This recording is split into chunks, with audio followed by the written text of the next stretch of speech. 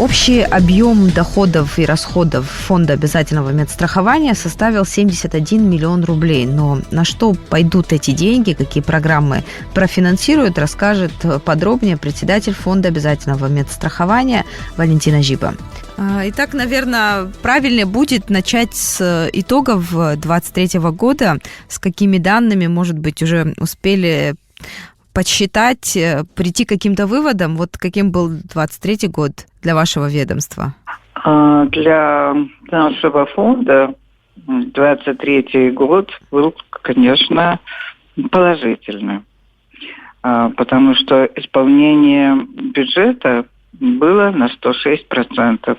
Это очень хорошая динамика исполнения. А до этого были проблемы, да, если сравнивать? Но в прошлом 22 году, конечно, намного лучше. Самое такое было тяжелое, это во время пандемии у нас в стране. А после этого мы потихоньку восстановились и опять в колею вошли, и вот у нас уже такое положительное. На ваш взгляд, с чем связано? Вот это увеличено были объемы финансирования или с чем? Или количество людей, обратившихся за помощью, что ли?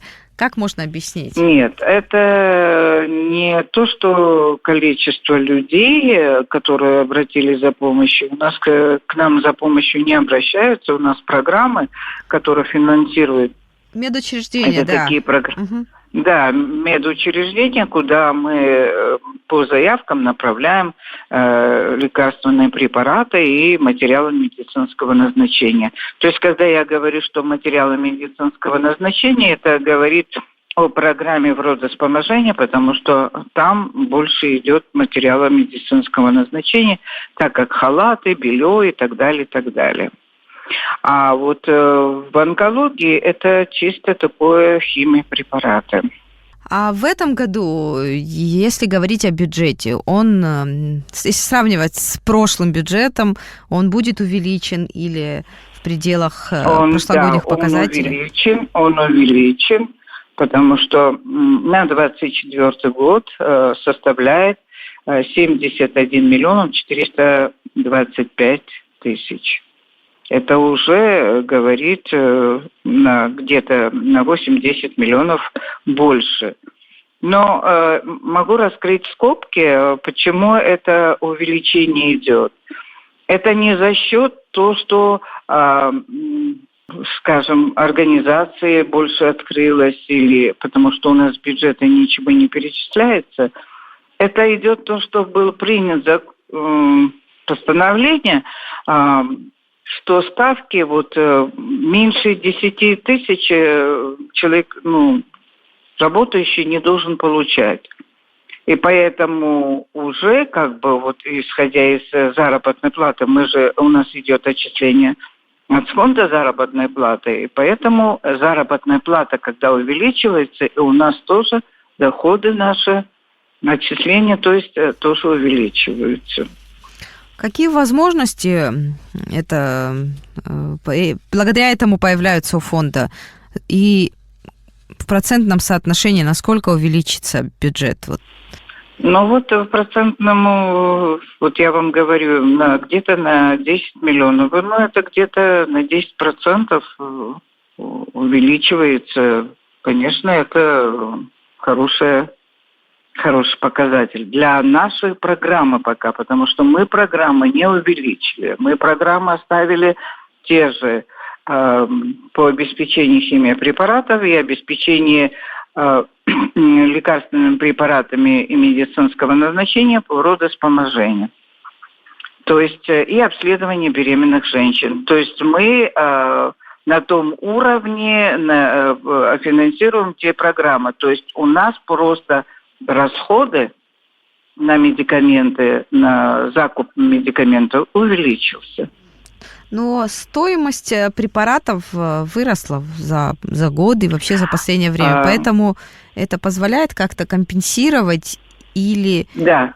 увеличить Да, сам да. объем препаратов. Да, да, мы объем препарата. Я вам еще лучше скажу, что благодаря вот этих средств, которые поступили, мы даже смогли, если мы обеспечивали, вот я перейду плавно к онкологии, онкологическим больным, мы обеспечивали первую, вторую линию, мы позволили себе 2 препарата, даже 3 препарата дорогостоящих, которые необходимо было онкологическим больным. И из этих 3 препаратов мы включили на целый год, на 24 год. В общем, эти препараты тоже дорогостоящие в нашу программу. Это говорит о том, что мы уже можем позволить дальше помогать нашим пациентам, нашим больным. Эти препараты принимают немалое количество людей. Вот, и до 30 больных. И это не дешевые препараты, это которые препараты от 120 и чуть выше.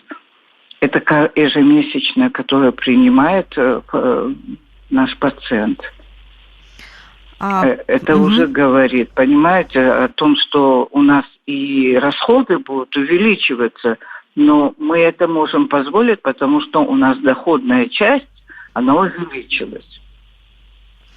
А в связи с санкциями, вообще с геополитической ситуацией, есть ли проблема с некоторыми препаратами? Может быть, импортозамещение идет и какие-то аналоги появились на рынке?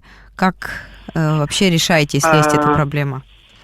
Вы знаете, наш поставщик, конечно, очень много над этим работает для того, чтобы вовремя поставить нам те или иные препараты, которые мы даем заявку. Да, конечно, импортозамещение идет, потому что кое-что... Я не могу вам эти скобки раскрыть, каким образом наш поставщик нам поставляет препараты. Конечно, бывает, что в таком количестве, котором нам нужно, в тот момент он не может. Но в течение, скажем, месяца, в любом случае, стараемся обеспечить всех в этом нуждающихся, в этом препарате, который мы вовремя не смогли в том количестве завести, но все равно у них там идет, что они в течение месяца, один кто-то там, скажем, с 20 числа, то есть следующее 20-го ему хватает там на 28 дней. То есть вот так мы как-то в любом случае мы не оставляем без препаратов больных. По статьям расходов, если посмотреть, вот больше всего куда уходят деньги? Больше всего эти деньги уходят на онкологию. Вы руководите фондом давно и видите динамику. Насколько вот меняется, увеличивается вот количество пациентов, чтобы понять, да, вы, конечно, лечением не занимаетесь конкретно больных, но тем не менее вы по объему финансирования видите. Вы могли бы сказать, вот какая картина складывается вот за последние годы? Вы знаете, конечно, увеличивается количество больных, безусловно, к сожалению.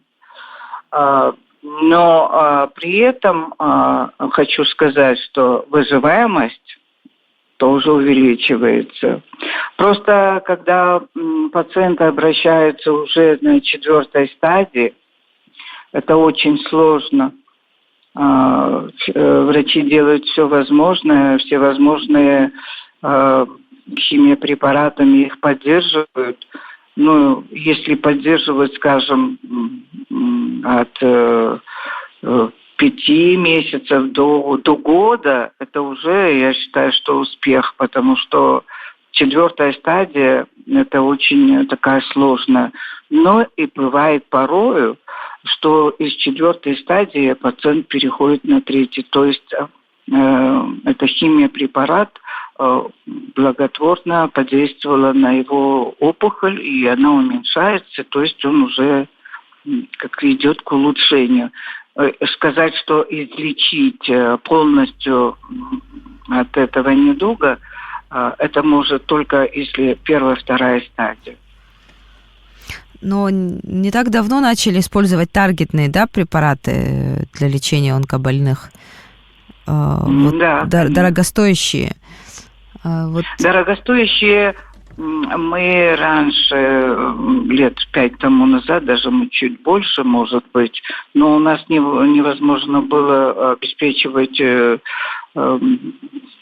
как подобающее, поэтому мы отказались от третьей линии и только обеспечивали первую, вторую линию. А третью линию обеспечивал Минздрав. Но вы понимаете, как третья линия – это самая дорогостоящая. Иногда обходится на одного больного это до 2 миллионов, только один больной. Вы представляете, в бюджете сколько денег нужно заложить только на приобретение этих дорогостоящих химиопрепаратов. Конечно, мир не стоит на одном месте, появляются новые препараты. Эти препараты, которые пользовались, они, скажем, первое поколение, есть второе, третье поколение, это уже более такое современное, и они, конечно, в ценовой политике тоже очень дорогостоящие. Я вижу, мне когда подают, что препарат есть, который таблетированный, он поддерживает его каждый месяц, он где-то 250 стоит. Сам пациент это себя позволить не может. Он может один раз как-то с помощью родственников, а ежемесячно это просто очень сложно. Поэтому приходится обращаться, естественно, в Минздрав. Минздрав этим занимается. Я когда увидела, что в конце ноябрь, декабрь, январь даже, наверное, скорее всего, декабрь-январь, чтобы эти пациенты с такими дорогостоящими препаратами не остались без лекарств, без химиопрепаратов, мы их включили по просьбе Минздрава на эти 2 месяца и приобрели им. Это было, конечно, можно сказать, подарок для наших именно употребляющих этих препаратов, наших больных. У нас была такая возможность, которая меня, конечно, как руководителю было очень приятно, что мы можем помочь. А вообще перечень препаратов определяет кто, который может закупить фонд? Это врачи, допустим, сами говорят, нам нужны такие препараты. Или же есть какой-то перечень, Минздрав, который устанавливает, и даже если новые препараты появляются, и не так просто ввести в этот перечень, как вообще эта процедура выглядит? Вы знаете, как...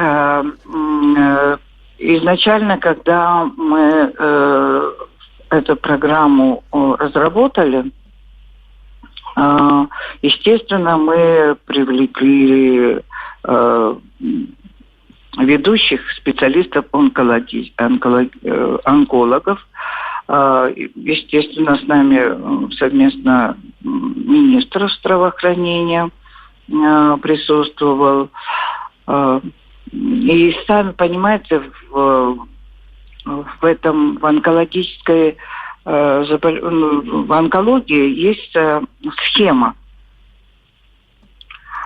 Схема лечения, понимаете, и по нозологии заболеваний. Там же их очень много видов, как молочка, в общем, не буду сейчас перечислять, очень много. И желудочная, и печеночная, и рак крови, рак, когда появляется головного мозга, очень много. рак легких. И у них есть своя вот такая схема, какие препараты нужно тому или иному пациенту по заболеваемости. И когда анализируют врачи, какие пациенты к ним попали с каким заболеванием, они уже делают список препаратов, которые им необходимы. Препараты, которые им необходимы, больше, которые становятся на учет. Исходя из этого, проанализировав, мы сделали список необходимых препаратов для обеспечения. Ну и, естественно, каждый раз меняется этот список. Сама онкоцентр сам подает нам необходимые препараты, с чем они работают. И бывает, что те или иные препараты, они работали, скажем, мы их приобрели, больше, потому что рынок такой имеет свойство, что он сегодня есть на рынке, завтра его нет на рынке, или он с каким-то там переривом появляется потом. Но чтобы не было такого разрыва, мы закупаем чуть побольше, чтобы следующий месяц был обеспечен. Это типа такого маленького резерва. Но бывает, что наши врачи ездят на конференции и узнают, что тот или иной препарат, он уже малодействующий, малоэффективный, и появляются новые препараты, которые более эффективные, то есть с рынка потихоньку уходит тот или иной препарат. И появляется То есть не так сложно, если новинки появляются на рынке? Нет, абсолютно, да. На рынке сложно, конечно, приобретать новое уже. Свои сложности мне они не рассказывают, просто единственное, мне говорят, что вам придется чуть-чуть подождать, или мы столько смогли привезти, мы еще привезем, то есть не оставим без лекарств пациентов, то есть только так. А так какие поставщик нашел там, естественно, он на уровне больших компаний, качественных препаратов, это химиопрепараты, некачественные какие-то там подпольные, естественно, такие вещи он не приобретает. А программа поддержки материнства и детства, да, так она называется, как правильно? Какое правильное название? Вообще, вы знаете, последнее время в министерстве начали что-то так менять. Я, конечно, не очень со всеми согласна. Смысл Но ее. так как мы подотчетные, подведомственные, вернее, Минздраву сейчас, то они пишут, считают, что это так.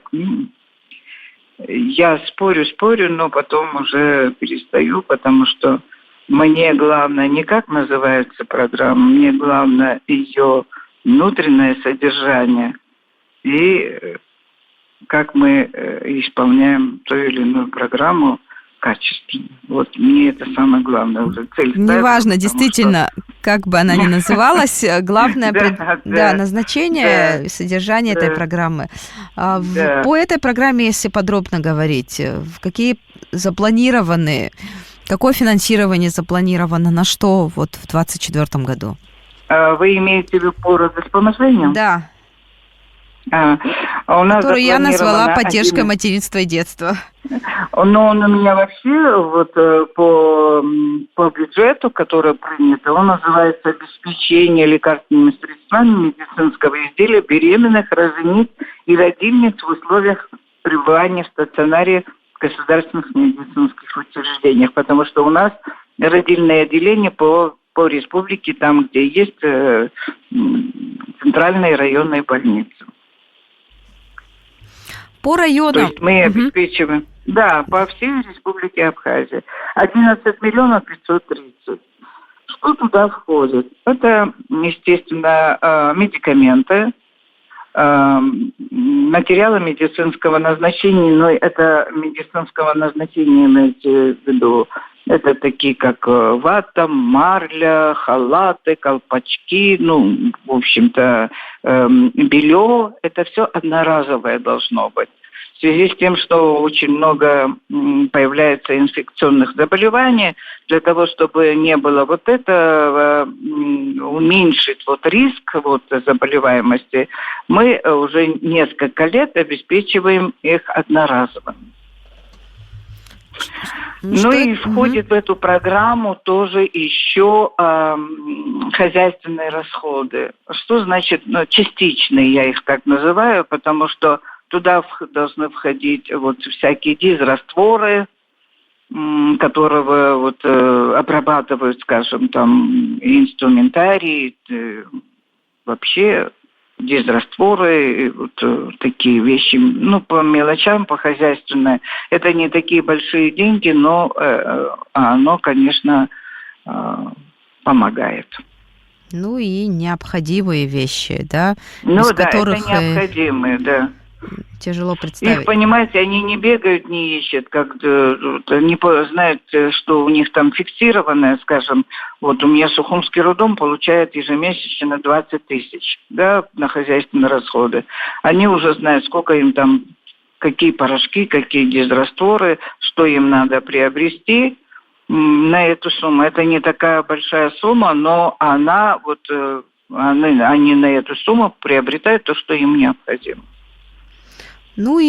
Подводя итог, получается, медицинские учреждения, программа по родовспоможению, в рамках этой программы родильные дома получают все необходимое для того, чтобы нормально работать, функционировать, принимать пациентов.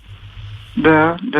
У нас, понимаете, не только роженицы, беременные женщины, которые на сохранении лежат, и чтобы дальше роды проходили благополучно. И поэтому, родился ребенок, там им какие-то прививочки делают, необходимые. Ребенку тоже пока лежит с мамой, тоже же какие-то материалы необходимые на него тратит. Это все тоже все в эту программу входит. И если подвести итог нашей беседы, в общем, какая задача главная перед вами сейчас стоит в 2024 году? Главная задача – это чтобы денежные средства, которые должны поступить в фонд, чтобы они в свое время поступали.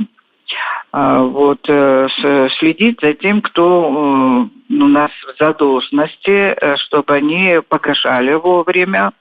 Если не могут, то мы с ними заключаем отдельное соглашение и делаем график погашения.